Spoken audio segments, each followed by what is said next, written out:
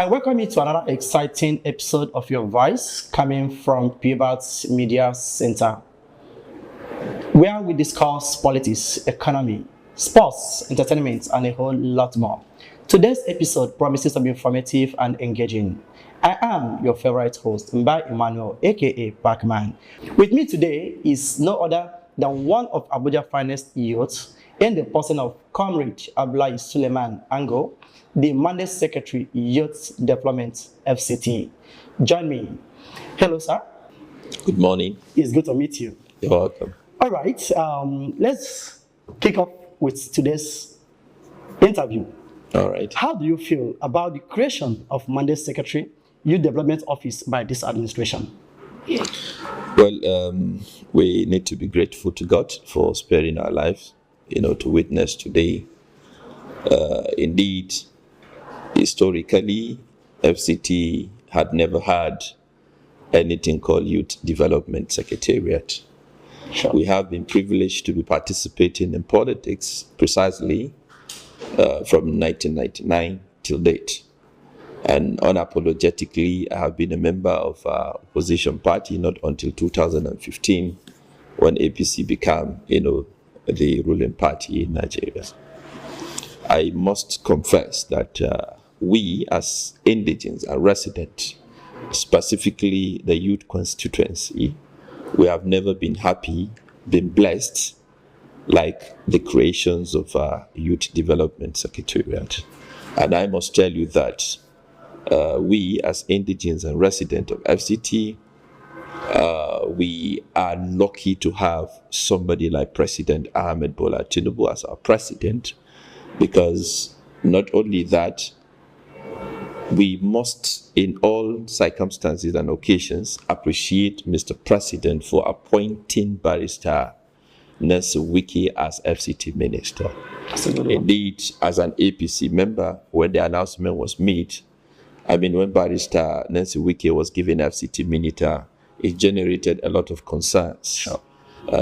Aspirations, agitations here and there. Also coming from simple because it's not from APC. Yeah.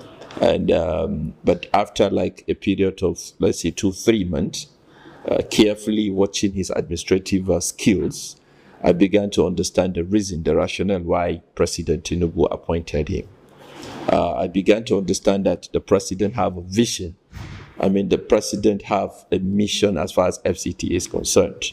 And looking at his past antecedent as a local government chairman, the minister, local government chairman, minister of education, back to governors, and his performance in the River State, I think that seems to be in tandem or agreement with the president vision of what FCT is all about.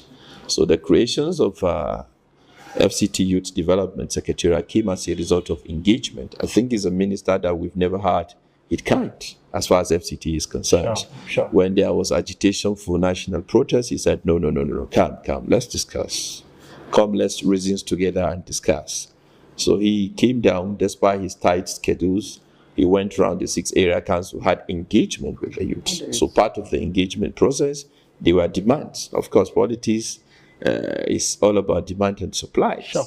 Meaning you make demand and there must be a reciprocation from the people. Right. So we collectively, as FCT Youth, demanded that there should be a new creation for Youth Secretariat, where the youth can be given ample opportunity to be part of decision-making process, where the youth can have sense of belonging, where the youth can adequately be empowered, and where the youth can, be mentored politically and otherwise.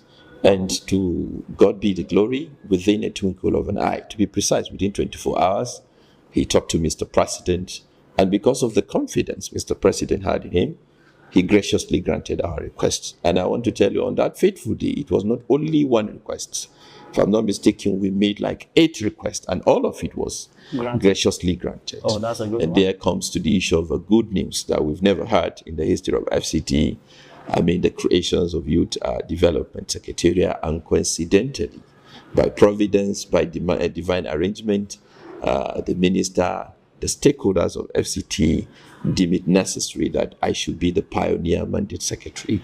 I never dreamt of having it, and I can tell you it's one of the greatest news that was ever revealed to me and the people of FCT. Oh, that's a good one. I think congratulations is in order here. Yeah, thank you. I'm actually happy for you being in that position, and I'm just saying you never dreamed about being on this particular position. But I was privileged. Yes, and I must tell you that if you're not performed very well in your engagement as a politician, you wouldn't have been in this position. Okay, let's go forward. Now, can you say that the creation of this mandate secretary office for youth development is one of the greatest achievements of this administration? Let me tell you, to be candid with you, FCT people, not only the youth constituency, have no single reason to complain about this administration. Okay. We don't have single reason to complain. Okay. With specific reference to the people of FCT, I mean indigenous. Number one, before today, we have been on the streets. I am the chairman of National Youth Council of Nigeria FCT chapter for good 6 years. Sure. I was the president of Abuja South Indigenous Youth Forum. I was the president of APC Concerns Youth Forum FCT chapter. I was the president of Conference for Patriotic Citizens FCT chapter, and a whole lot of things. To be candid with you, we were on the street some years back demanding for a lot of things from the federal government. And I granted interview in 2016. And I said, I can remember vividly that I said that we as APC and FCT, we were not happy with APC. Simply because in 2015, we don't have government at the state level, we don't have government at the federal government, we don't have any representative at the government level. But because we were anticipating that APC then in 2015 is coming to, give us a concerns and listening ear, we graciously, happily, unapologetically voted for APC. Then the statistic in 2015, Buhari got 47.3% in Abuja, and PDP then, the ruling government, had 51.3% or thereabout. Other parties share the other percentages. So by this, as far as politics is concerned, we were thinking we were legitimately qualified to be given some of our demand. Yeah. But lo and behold, as usual, nothing was given to us. And that was why in 2019, when we were coming for re-elections, APC had performed abysmally in FCT.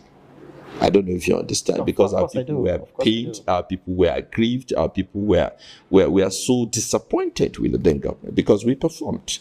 And the performance, just like I said, politics is all about demand and supply. And you felt neglected. We demanded and we give the supply. The supply is to give the support, to vote for the government. We did. Yeah. We gave them 47.3%. So in negotiating table, I think we are qualified to be given some of these things. We were not listened. We were not given to. Not until in 2023, when President Ahmed Tinubu became, the president of the Federal Republic.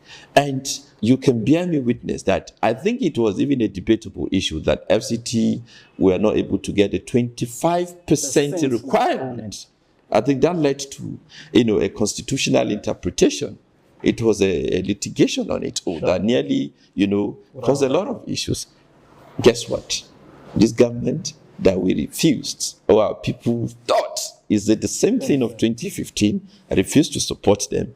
It gave us ministerial support. As I speak to you now, we indigenes are adequately and appropriately represented at Federal Executive Council meeting.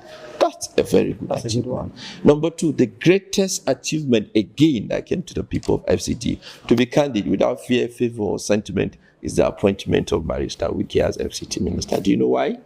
Okay. When he came on board.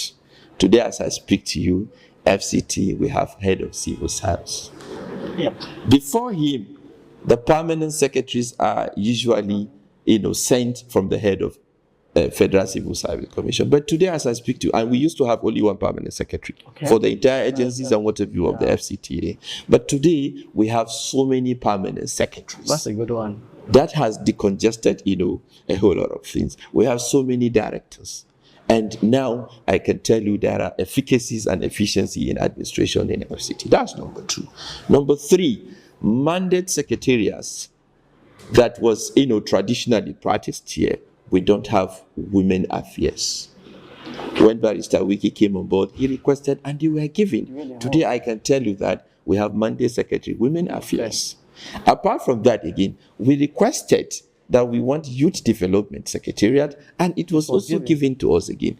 We as an indigene, the interesting part of it now is 2 young people are indigenous mandate secretaries. So our people are having full sense of belonging. Our people are having full sense of recognition by the government. Apart from that, immediately Wike became the minister. I granted interview, I think 6 months ago. Somebody was asking me as an APC member, how do you feel? How can you assess Barrister Wike? I never dreamt I'm going to be the mandate secretary. Wow. I told them categorically clear that Wike is the blessings of FCT. Do you know why? Within a period of 6, 7 or thereabout, he granted 5 kilometers route across the 6 area council. This has never happened. Wow. Number 2, he has been touring the 6 area council, touching, singing, having first-hand information concerning the level and the status economically, politically, and infrastructural-wise of the area councils. So the satellite, the indigenes are more in the satellite, areas. So we're feeling sense of belonging. We're feeling sense of, what have you. Again, something happened. The then Federal Public Complaint Commission was an indigene. In fact, he's a friend. He did incredibly well, to be candid. Okay. So when he was to be, appointed, we saw a name different from FCT. We cried to minister. And minister said he never heard of this, but he, assured us that certainly Mr. President will do something. Lo and behold, the other person was rejected. And as I speak to you today, is an indigene that was appointed recently. I think he's to be inaugurated next week or thereabout, as the Public Complaint Commission representing the people of FCT. That's a kudos for him. If you allow me, I'll keep mentioning a whole lot of actually, you have a bucket list of what you have to say so about kudos to Mr. President, and we'll keep appreciating him for appointing Barrister Wike as FCT minister, honestly speaking. That's a good one. I'm taking something out of this, okay? Yes. The thing, what I'm taking out is this. The child cried, and the father helped him. Seriously. And then the request of the child was granted. Yes. Coming back to you, yes. How do you, as the Mandate Secretary of Development, how do you intend to empower the youths of FCT? In a succinct terms, we want to improve the well-being of the youth of FCT. And when I say youth of FCT, the indigenes and residents inclusive. Oh, that's good. Are you there? Sure. Let me tell you, we have Nyanya Youth Center. Okay. It was commissioned in 2013, to be precise, the 5th of February 2013, by the then President Jonathan. I think it was commissioned by his wife, Patience Jonathan. It's well equipped, but it has been abandoned. What I keep telling people is, one, we must start looking at how we can be self-reliant and self-independent.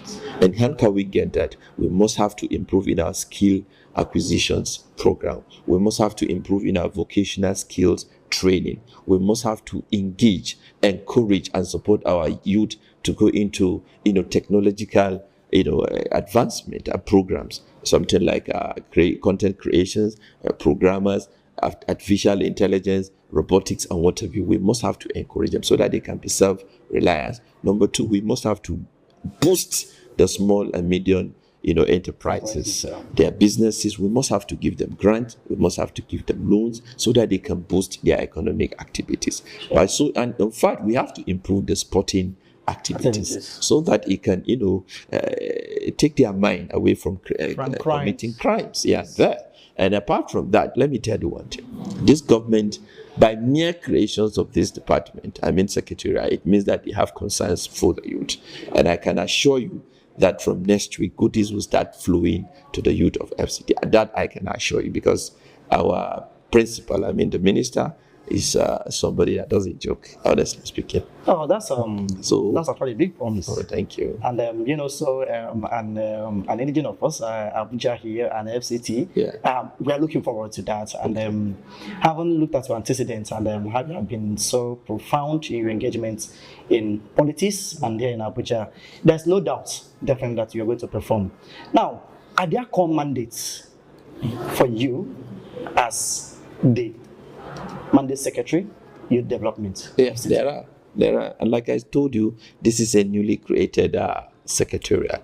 So I'm saddled with the responsibility of even bringing up the secretariat itself, right from the word organogram of the office. Okay, fine. I don't know if you understand. I do. The administrative structures, of the office. So we have been well guided by the head of civil service of the FCTA. So we are working in tandem with him to come, with the organogram, the administrative structures of the office. But that's not the core mandate. The core mandate is how do you impact on the youth of FCT? And like I told you earlier, we're going to impact on them. You see, I want people to do away with, white collar jobs. What I told some people, I was in Kwali yesterday, we had youth engagement with them. We're going to have youth engagement across the 6 area council. Yeah. I told them, the richest people are not government officials. They are business people. So why can't we venture into business? The problem of Nigeria educational curriculum is systemic. But that is not our problem. We in FCT, we are conscientizing, educating, and giving orientations to our youth on the need to be self-independent. So we're going to focus, our mandate focuses more on creating jobs, creating young emerging entrepreneurs, boosting economic activities of the youth, and supporting them to uncover their hidden potentials. Oh, thank you for the promises and then enumerating the core mandates you have in this particular office. And I'm also aware that, just like you said earlier when we started this interview, that you are new to the office. Yeah. Yes, we know you are. But let me just ask you this. Have there been any partnership, either with the government, agencies, or private sectors in engaging or touching the life of the youths in FCT, probably towards health, education, sports, and employment? Certainly there are.